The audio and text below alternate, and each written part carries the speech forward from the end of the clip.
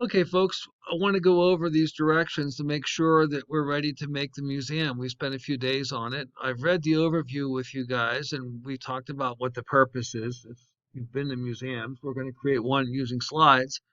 On Tuesday, I went over the idea of looking at historical sources, and I talked about how it was important for us to know where our sources were coming from, and that was on day one.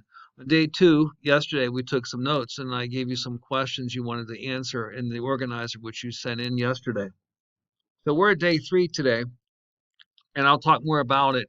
But day three talks about what our goals are, and we're using Google Slides, and that we're going to have three slides in our presentation. One is an entryway, a doorway. The second one are the exhibits, the exhibit itself, which I have a template to help you through. And then source three is bibliography.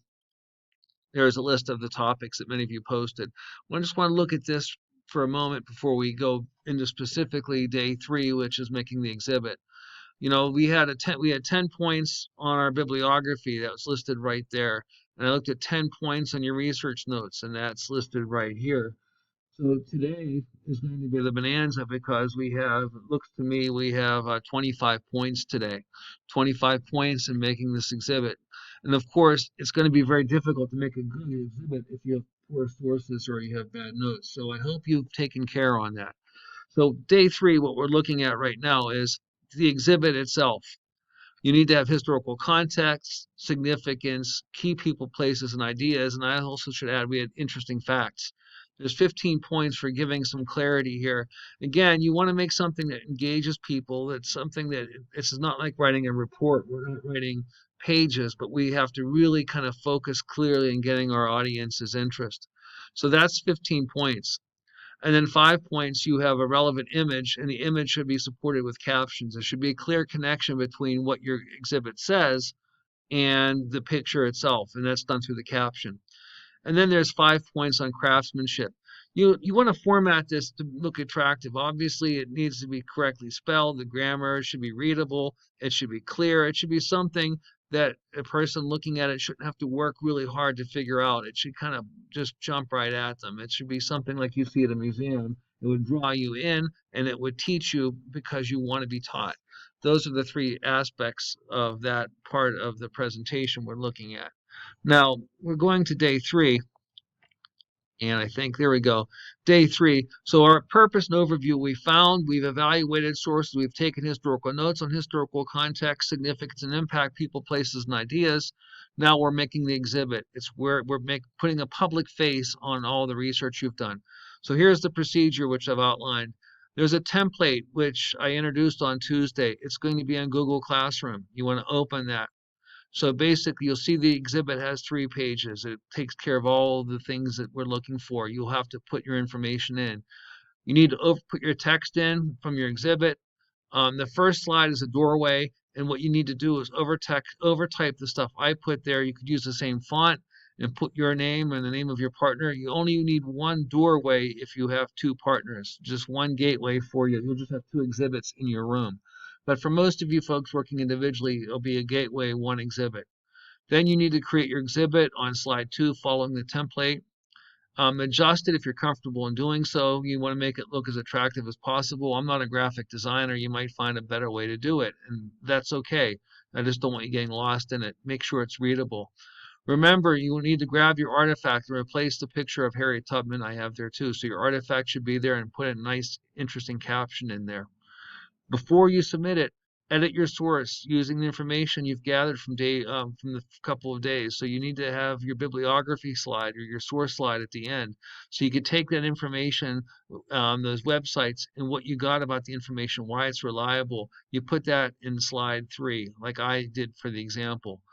Proofread it, make sure it looks appealing, and when you feel like you got something that's going to be good to put in the museum, submit it, and then I'll pull that out and I'll put it into our Google, our virtual museum. You need to upload one copy of your not exam, of your exhibit on Google Classroom. If you have a group of 2, I only need one set of exhibits, so there'll be one gateway, 2 exhibits, and 2 bibliographies in your exhibit. But you only need to do that You only need to do that once. Otherwise, everybody should have something turned in. So that's how we're going to do it. Okay, before we close, I want to take a close look at the template or revisit the template again, which I think is right here. Hello, thought you were here. There we go. Now, this is going to be on the Google Classroom too. We'll go to the front. There's my gateway. I wish I had more time to kind of clean that up a little bit. I just took over the word museum and I put Civil War Museum there at the top of our door. I have the name here, and you would put yours. Welcome to the infantry in the Civil War exhibit, and then you put your name down here, and then this will stay the same. It's the Room 134 Civil War Museum. Now, the second page, I didn't put my text in here, but what you're going to do is underneath connection to the Civil War, you're going to give me, it'll be a short paragraph that kind of comes underneath there. You want to put your topic up here, and then your connection to the Civil War, the significance and impact, why it's important right there. Key people, places, and ideas, explain how they come. And if you're having trouble with that, remember I gave you an example in my notes that you received yesterday. And then some interesting facts, something that will engage us. Now I have my artifact as a picture. So I have a little bit of connecting her to the storyline. And I have and this is pretty simple because I'm looking at a biography. None of you are looking at biographies. Your work will be a little bit more complicated, perhaps. And I cite where the information comes from right there.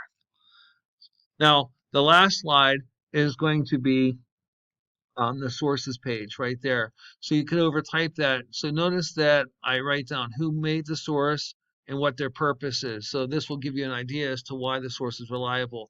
Again, if we were in school and like we were doing a research paper, I would tell you how to use a formal bibliography format. But for this purpose, this will be fine to do it this way. So you put your sources, change the title on top, and put your sources right in there. Okay, follow those directions, and we'll have a nice looking museum. If you feel you want to do it, you could change the format a little bit if you like. And that's, oh, this, by the way, this stuff here this will be the front door of our exhibit museum. You don't need to worry about that. And I'm hoping to hyperlink all of our rooms together through this link so that when you go enter the museum, you could click on one of these links and move to the right part of the website. So it'd be like kind of getting the express elevator to that place in the museum. Okay, folks, good luck.